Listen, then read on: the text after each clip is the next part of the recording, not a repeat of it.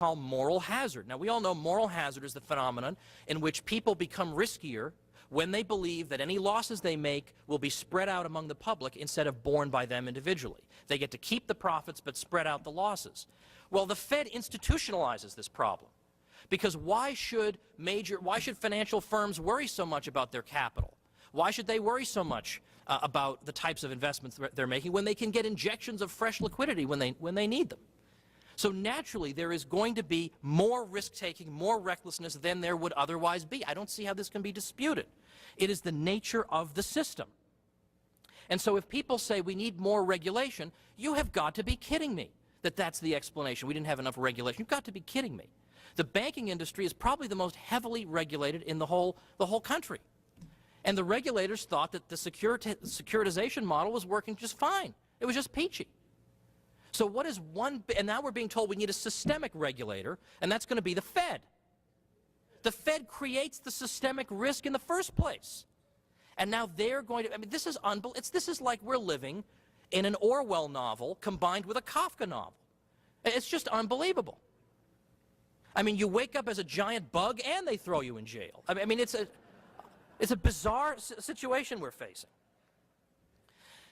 Now, I'll point out, by the way, that one objection to what I'm saying would be, yeah, you know, in the 19th century we had a lot of booms and busts. You can't blame that on Alan Greenspan. Well, okay, that's true.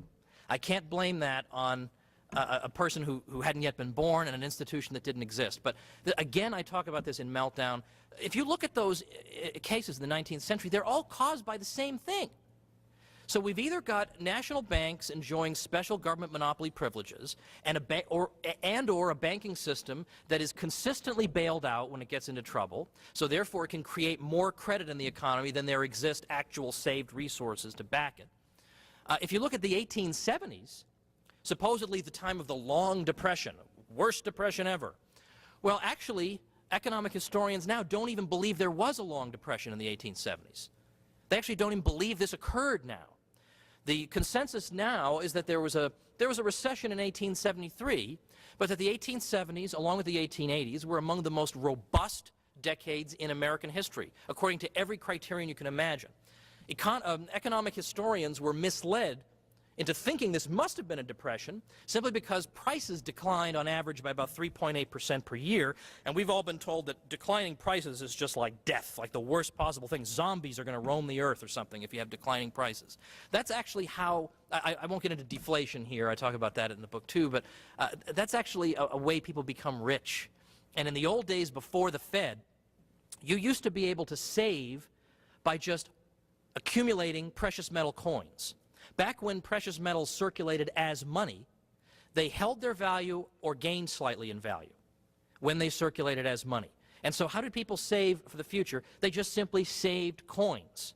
They didn't have to go into the stock market and become speculators. Whereas today, because of the Fed, which has lowered the value of the dollar by 95% since it was created, no one in his right mind would save by piling up green pieces of paper. You'd be wiped out. You'd be ruined. No one can do that. So instead, we all have to become speculators and go into the stock market or invest in, you know, heaven knows what, or go into debt to buy a house because we're told that the house will keep up with inflation. And yet, you can get wiped out and ruined by this. And yet, we're told that this is all for the common man. The Fed is there to help the common man. You've got to be kidding me.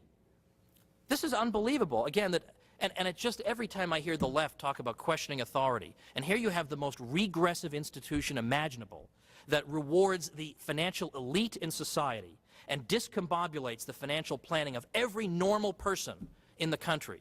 And you can say that that's not worth questioning, or you're a crank to question it. You're a crank not to question it at this point. Now,